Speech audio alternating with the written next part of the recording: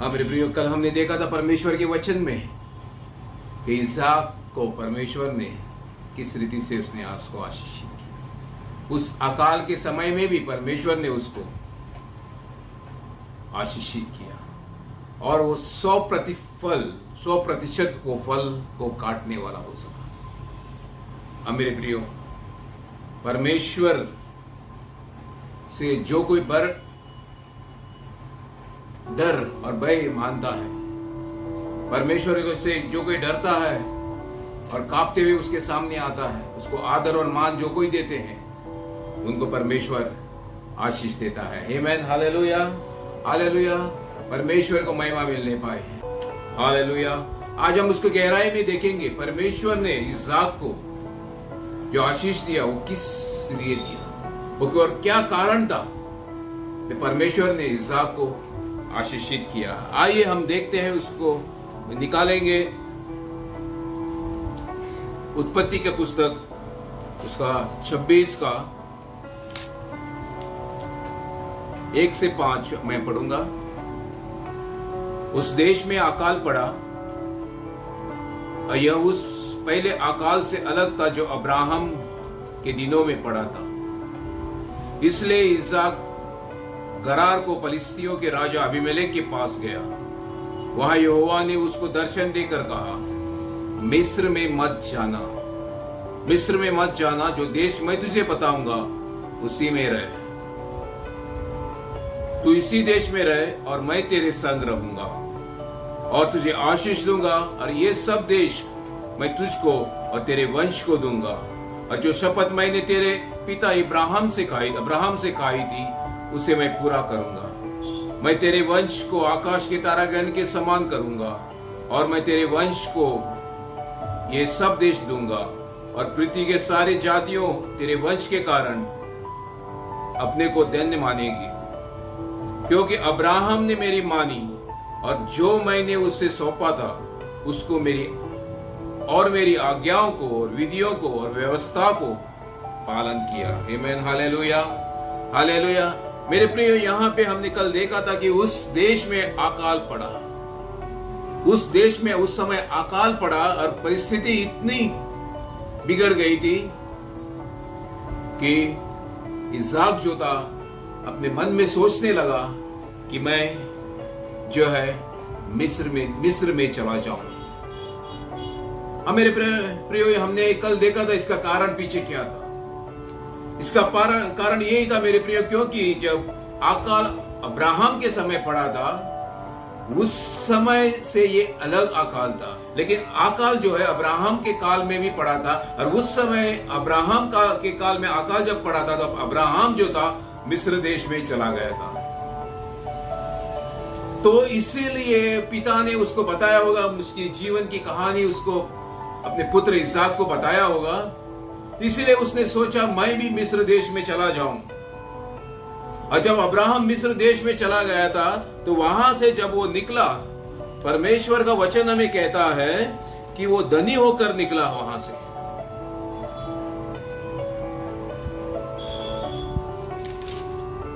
जब वो वहां से निकला तो परमेश्वर ने उसको बहुत चीजों से आशीषित किया था, और यही कारण होगा मेरे प्रियो कि इसहाक जो था वो जाना चाह रहा था मिस्र देश में। तो उसने अपने मन में योजनाएं बनाई, अब मेरे गाय बैल बकरियां और सारे दास दासियां यहाँ पे है, तो उनको खाने के लिए क्या व्यवस्था होगी, इस अकाल के समय में उनको कैसे पालूंगा पोसूंगा। तो उसने सोचा कि मैं भी मिस्र देश में चला जाऊं। और मिस्र देश में कल हमने देखा था कि वहां पे एक नदी है, उसके नील नदी कहती है, और वो नदी से उन लोगों ने वो अकाल के समय पानी लेके खेती बाड़ी करी, और उसने परमेश्वर ने इब्राहिम को आशीष दिया था। और यही सोच के इसहाक ने भी वही सोचा, इसहाक के मन में भी वही बात आई, हाँ अब्राहम मेरे पिता के समय जो अकाल पड़ा था उस समय मेरे पिता जो है मिस्र देश में चला गया, तो मैं भी मिस्र देश में जाऊं। तब मैं उसमें चला जाऊं। उस देश में अकाल पड़ा, यह उससे पहले अकाल से अलग था जो अब्राहम के दिनों में पड़ा था। इसलिए इसहाक गरार को फिलिस्तियों के राजा अबीमेलेक के पास गया। वहां यहोवा ने उसे दर्शन देकर कहा कि मिस्र में मत जा। हाँ, जिस जगह पे आपके पिता गए थे अकाल के समय, उस जगह पे मत जा। हाँ मेरे प्रियो, परमेश्वर हमको आशीष देना चाहता है और उसकी आशीष देने का तरीका अलग अलग है।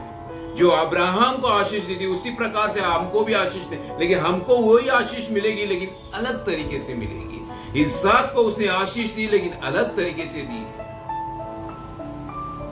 कई बार हमारे पिता, हमारे पास्टर, हमारे एल्डर जो करते हैं उसी अनुसार हम करने की कोशिश करते हैं, लेकिन परमेश्वर हमको एक नई तरीके से वो आशीष देना चाहता है। परमेश्वर वही है मेरे प्रियो, लेकिन वो आपसे व्यक्तिगत रीति से वो आपसे बात करना चाहता है। हाँ, उसने उस समय अब्राहम से बात करी होगी कि तुम मिस्र देश में चले जाओ, और यही सोच के वो जा रहा था। लेकिन यहाँ पे इस अकाल के समय अब्राहम यहाँ पे नहीं था, वो इसहाक से एक नई तरीके से वो बात करना चाहता था। वो इसहाक से वो नई तरीके से बात करना चाहता था। इसहाक से वो व्यक्तिगत रीति से वो बात करना चाह रहा था। हाँ मेरे प्रिय, उसने उसको कहा कि मिस्र देश में मत जा। क्या मिस्र देश में आशीष नहीं थी क्या? अब्राहम आशीषित होकर वहां से निकला है, तो मैं भी जाऊंगा तो आशीष होगा, लेकिन वहां पे आशीष नहीं थी क्या? नहीं मेरे प्रिय, वहां पे आशीष थी, लेकिन परमेश्वर आपसे बात करना चाह रहा है। आपके जीवन में आपसे बात करेगा। आमेन, हालेलुया, हालेलुया। परमेश्वर आपके जीवन के लिए आपसे बात करेगा, और वो नया तरीका वो दिखाएगा किस तरीके से वो आपको आशीषित करना चाहता है। उसने कहा तुम मिस्र देश में मत जा। परमेश्वर ने इसहाक से बात करना शुरू कर दिया। अकाल के समय परमेश्वर ने इसहाक से बात करना शुरू कर दिया। हाँ मेरे प्रियो, आज इस संसार में अकाल पड़ा हुआ है।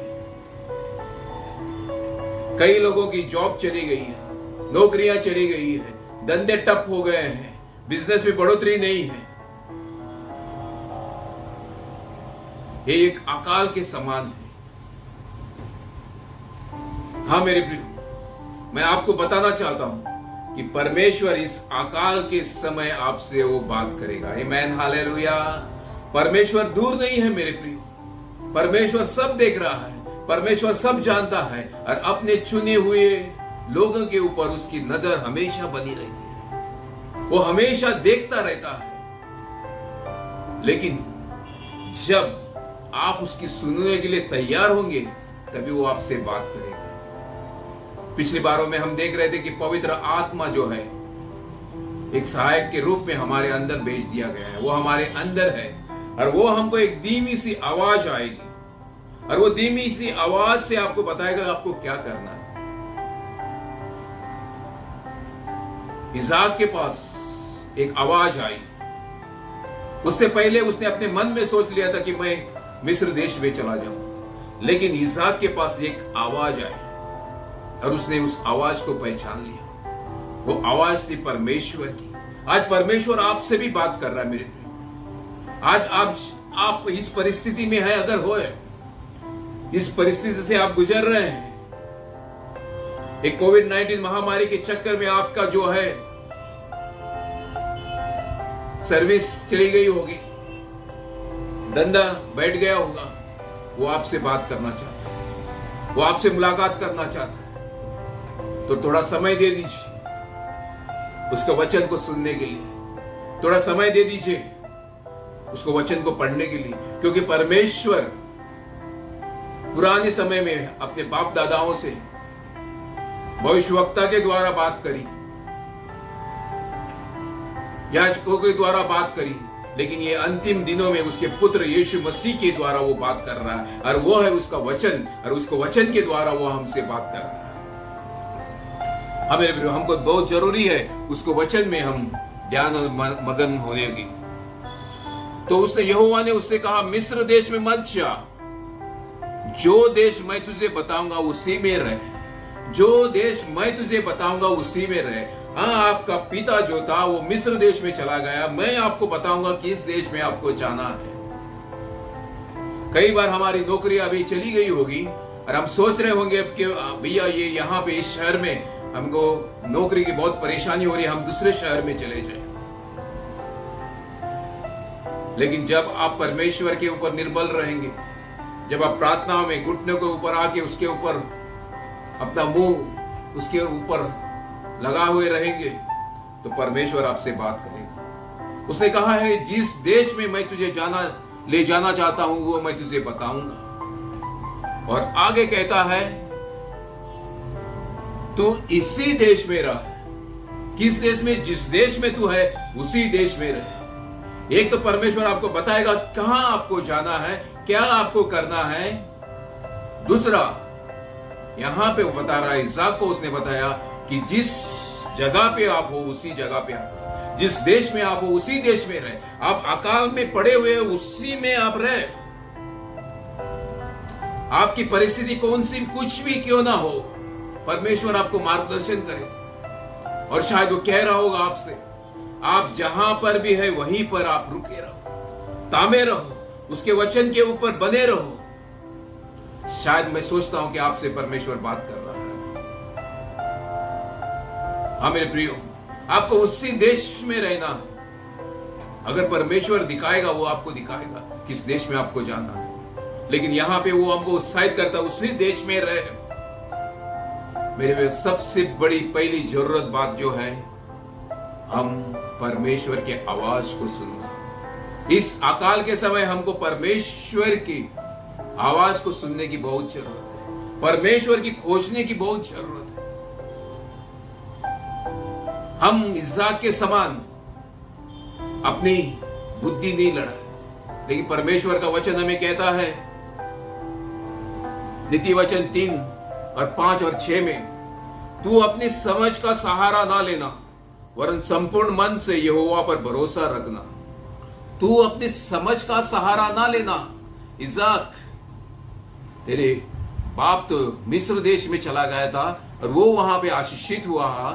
ये आपकी समझ जो आपके पिता ने आपको कही थी, उसके समझ का सहारा मत लेना, वरन संपूर्ण मन से यहोवा पर भरोसा रखना। लेकिन संपूर्ण मन से यहोवा पर भरोसा रखना, संपूर्ण मन से मुझ पर भरोसा रखना। इसहाक, आप सुन रहे हैं, पिता ने जो करा था उसके ऊपर न चलना, लेकिन मैं तुझे एक नया मार्ग को दिखाऊंगा। संपूर्ण मन से यहोवा पर भरोसा रखना। आगे वो कहता है, उसी को स्मरण करके सब काम करना, उसी को याद करके, जो परमेश्वर हमसे क्या कह रहा है, हम परमेश्वर को ही याद करते हुए सब काम करना, और वो तेरे लिए सीधा मार्ग निकालेगा। आमेन, हालेलुया। वो तेरे लिए सीधा मार्ग निकालेगा। हाँ मेरे प्रियो, आज आप सोच रहे हैं कहां जाना है, क्या करना है, नया बिजनेस कौन सा खोलना है।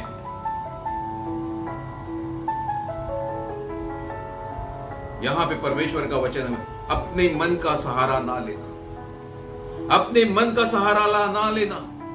लेकिन उसका ऑप्शन वो देता है, एक बात आपको नहीं करना है, लेकिन दूसरी बात आपको करना है, संपूर्ण मन से परमेश्वर पर भरोसा रखना है। आमेन, हालेलुया। इसहाक तो अपने बुद्धि पर, अपने ज्ञान पर वो भरोसा रखने के लिए जा रहा था, लेकिन परमेश्वर ने उससे बातचीत की।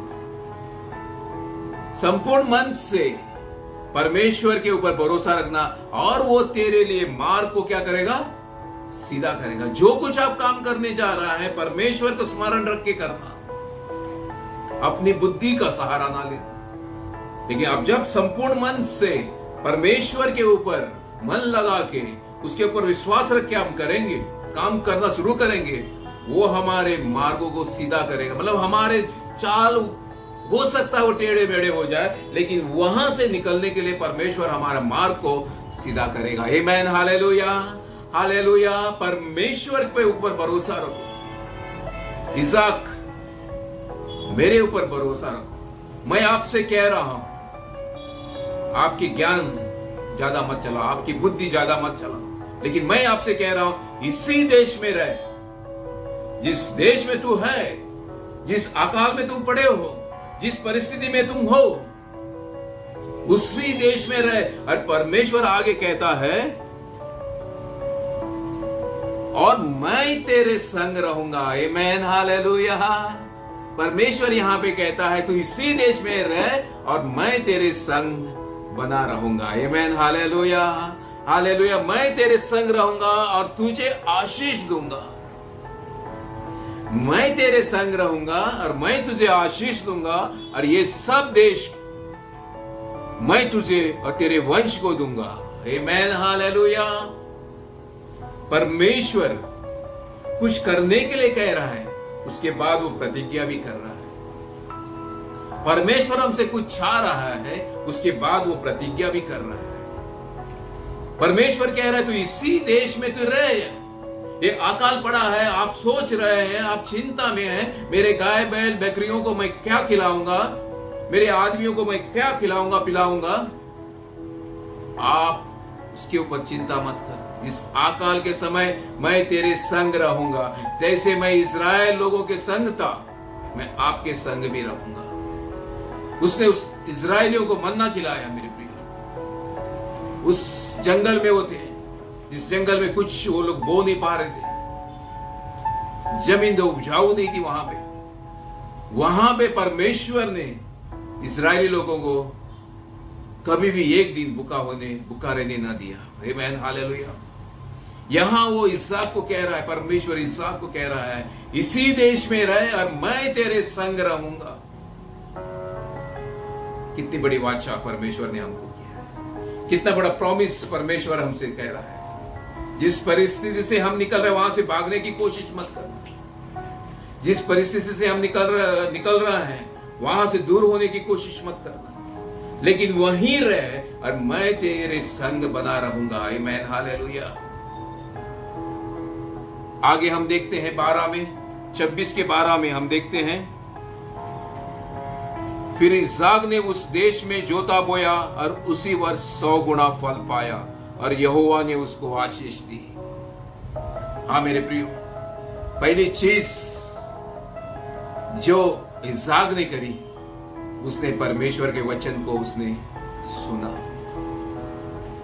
परमेश्वर के वचन को सुना और वो जानता था जिसने उससे वाचा बांधी है, वो वाचा पूरा करने वाला परमेश्वर है। हाँ मेरे प्रियो, जो परमेश्वर आपसे बात कर रहा है, वो आज भी जीवित है और आज भी वो आपके साथ बना रहने के लिए वो वादा करता है, और जो भी प्रतिज्ञा उसने करी है वो पूरा करेगा मेरे प्रियो आपके जीवन में। इधर उधर ना दौड़ो, इधर उधर मत ताको, लेकिन संपूर्ण मन से यहोवा पर भरोसा रखो, वो तुम्हारे मनोरथों को वो पूरा करेगा। हालेलुया। यिर्मयाह 17 का 7 और 8 ये कहता है, धन्य है वे पुरुष जो यहोवा पर भरोसा रखता है। धन्य है वो पुरुष जो यहोवा पर भरोसा रखता है, जिसने परमेश्वर को अपना आधार माना है। हालेलुया।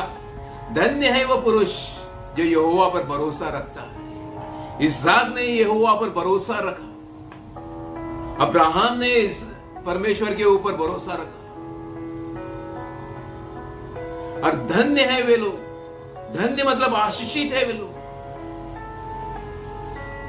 धन्य है वे लोग, वे पुरुष जो यहोवा पर भरोसा रखता है। अभी हमने देखा था, संपूर्ण मन से परमेश्वर के ऊपर भरोसा रखना, वो तेरे सारे मार्गों को वो सीधा करेगा, तेरे सारे मनोरथों को वो पूरा करेगा। जिसने परमेश्वर को अपना आधार माना है, नहीं हम किसी के ऊपर अवलंबन नहीं है, हम किसी के ऊपर डिपेंड नहीं है, लेकिन हम सिर्फ डिपेंड है तो परमेश्वर के ऊपर डिपेंड है, उसके वचन के ऊपर हम डिपेंड है और किसी के ऊपर नहीं है। और धन्य है वे मनुष्य जो परमेश्वर पर भरोसा रखता है, जिसने परमेश्वर को अपना आधार माना है। वह उस वृक्ष के समान है जो नदी के किनारे लगा हो और उसके जड़ जल के पास फैली है। वो उस पेड़ के समान है जो नदी के किनारे लगा हुआ है, वहां पे उसकी भरपूराई है मेरे प्रियो। नदी के किनारे मतलब जल है। पेड़ को क्या चाहिए मेरे प्रियो? जल ही तो चाहिए। और नदी के किनारे वो लगा हुआ है और उसके पत्ते कभी मुरझाते नहीं है, और उसके जड़ जल के पास फैली हुई, उसकी जड़ें जो है वो नदी के पास, जल के पास फैली हुई है, और वहां से जो उसको ताकत चाहिए वो वहां से वो लेते हैं, पेड़ लेता है। जब धूप होगी तब उसको ना लगेगी, जब धूप होगी तो उसको ना लगेगी, मतलब मुरझाने का कारण होगा धूप।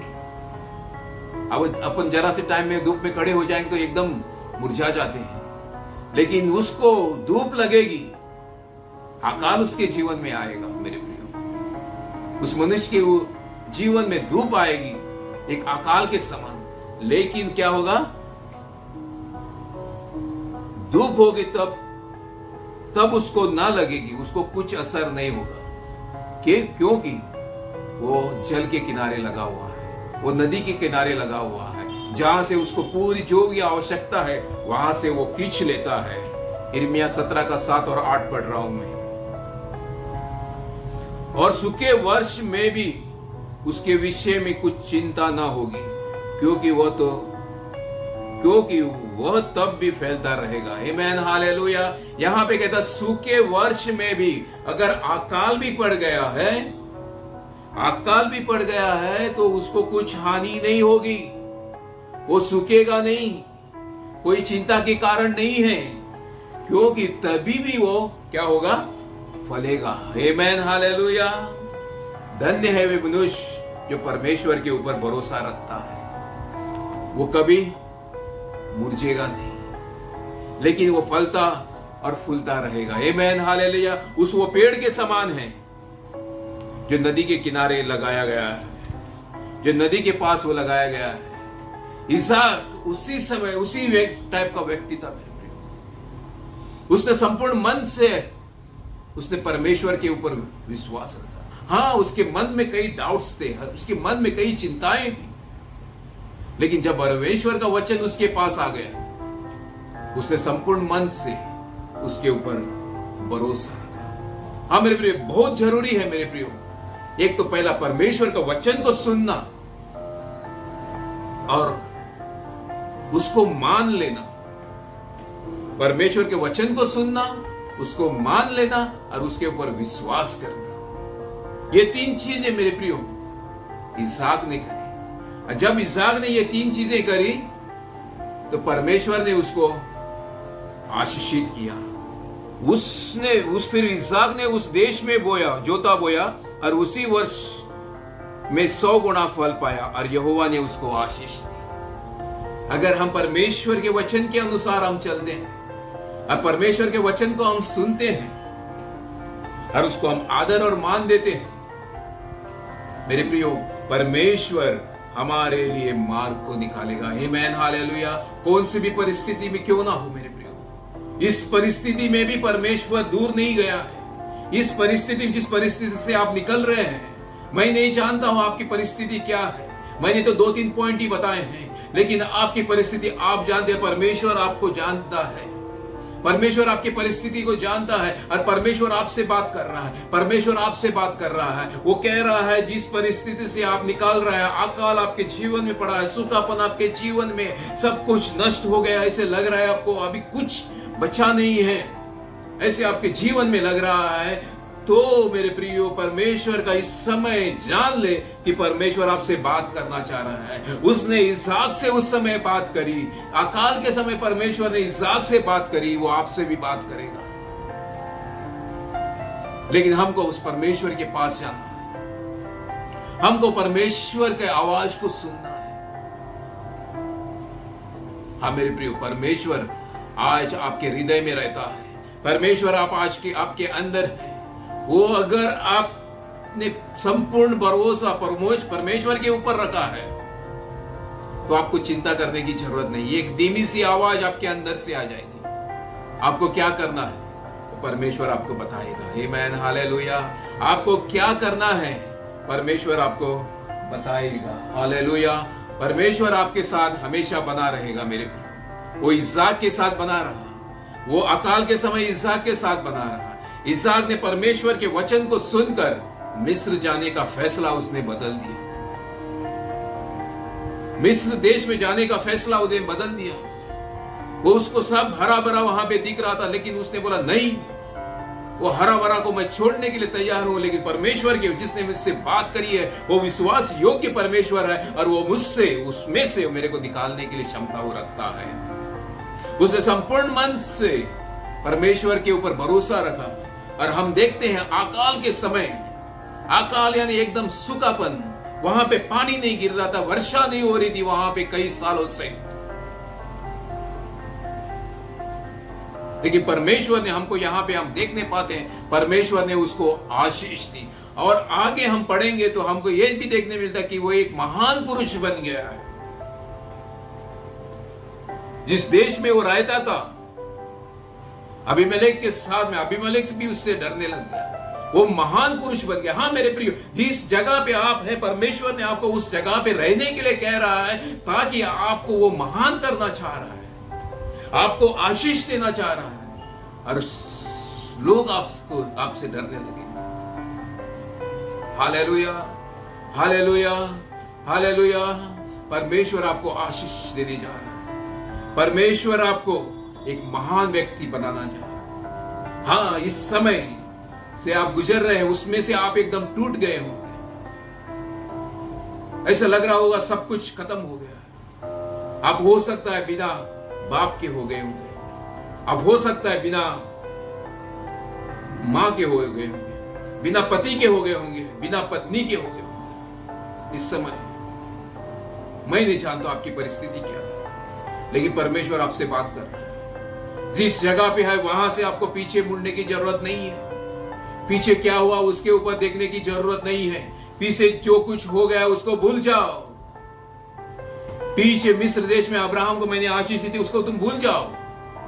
लेकिन मैं तुझे जो कहना चाह रहा हूं उसके ऊपर आपका फोकस रहने दो, उसके ऊपर आपका नजर लगा के टिके रहना। चाहे आपको दिख रहा है सब कुछ खत्म है, लेकिन मेरे ऊपर आप अपनी नजर लगाते हुए रहना। मैं तुझे आशीष देने जा रहा हूं। हाँ मेरे प्रिय, परमेश्वर आपको आशीष देगा। परमेश्वर के वचन को सुनो, उसके वचन को मान लो, उसको वचन को मान लो। और तीसरी बात जो है, परमेश्वर के वचन के अनुसार आप चलो। क्या परमेश्वर ने इसहाक को आशीष दी? क्या इसहाक जहां पर रहता था वहीं पे वर्षा हुई होगी? मैं तो ये तो नहीं समझता, लेकिन क्या समझता हूं मैं आने वाले दिनों में मैं आपको बताऊंगा। परमेश्वर ने इसहाक को किस 3 चीजें हमने देख लिया। पहले तो उसने परमेश्वर के वचन को सुना, परमेश्वर की आवाज को सुना, उसने मान लिया है ये परमेश्वर का वचन है, और उसने उसके ऊपर भरोसा रखा है, और उसी के अनुसार वो चलने लगा। आने वाले दिनों में हम देखेंगे परमेश्वर ने क्यों उसको आशीषित किया। हाँ मेरे प्रिय, लेकिन मैं आपको बताना चाहता हूं, ये निश्चय है, ये तय है कि परमेश्वर आपको आशीष देने जा रहा हूं। जिस परिस्थिति में आप हो वो परिस्थिति हमेशा नहीं रहेगी। आप लिख ले, परमेश्वर आपको बदलने जा रहा है। जिस क्षेत्र में आप हो उस क्षेत्र परमेश्वर बदलने जा रहा है। जिस जगह पे आप हो उस जगह पे आप बोल रहे हैं वो श्रापित देश है, श्रापित गांव है, श्रापित जगह है, लेकिन परमेश्वर आपको उसी जगह पे परमेश्वर आपको बढ़ाने जा रहा है। ये मैन, हालेलुया, हालेलुया, हालेलुया। परमेश्वर आपसे बात कर रहे हैं मेरे प्रिय। बने रहिए, बने रहिए, आवाज को सुनिए, ज्यादा इधर उधर मत ताकिए। संपूर्ण मन से परमेश्वर के ऊपर भरोसा रखिए। वो आपको मार्गों को सीधा करेगा, वो आपको बुद्धि देगा। उसके ऊपर वो भरोसा रख के आप काम करोगे तो वो आपके कामों को सफल करेगा, वो आपके जीवन में सफलता लाएगा। आमीन, हालेलुया। और आगे की सुनने के लिए आप तैयार रहिए मेरे भाई और बहनों। जो आने वाले दिनों में परमेश्वर, इसी के ऊपर हम देखेंगे परमेश्वर ने इसहाक को कैसे आशीष दिया और क्यों वो आशीषित हुआ, उससे हम कुछ सीख लेंगे, ताकि हमारे जीवन में भी परमेश्वर ने हमको आशीषित किया है, उसको हम अनुभव और उसको हम कैसे ले लें, ये हम समझने वाले और देखने वाले हो सके। परमेश्वर आपके साथ हमेशा बना रहे। आमीन, हालेलुया। आइए हम प्रार्थना करें। स्वर्गीय पिता, आपको धन्यवाद धन्यवाद धन्यवाद देता हूं।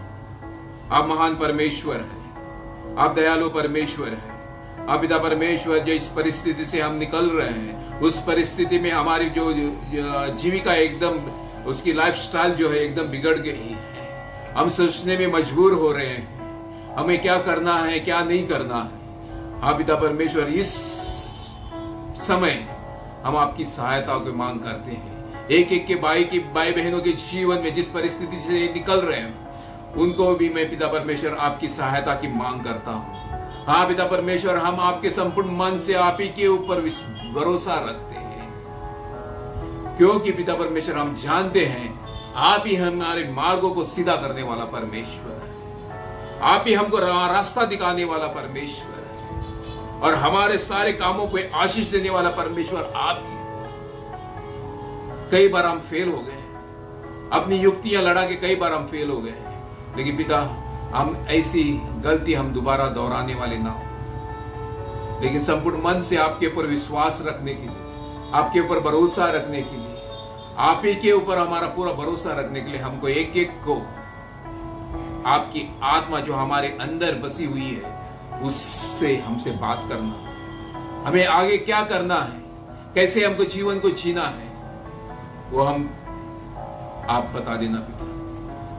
आप पिता परमेश्वर, जो भाई बहन यहाँ पे देख रहे हैं, उनकी जरूरतें क्या है मैं नहीं जानता पिता, लेकिन आपके सामने पूरी आप उनके ऊपर नजर लगाए हुए, आप टिके हुए हैं। उनकी जरूरतों को आप पूरा करने वाला परमेश्वर है। हाँ पिता परमेश्वर, अपने भंडार को खोल के उनके ऊपर आशीष की वर्षा बरसा देना, ताकि उन लोग आशीषित होकर आपको देखने वाले हो सके और वो महान व्यक्ति बनने वाले हो सके।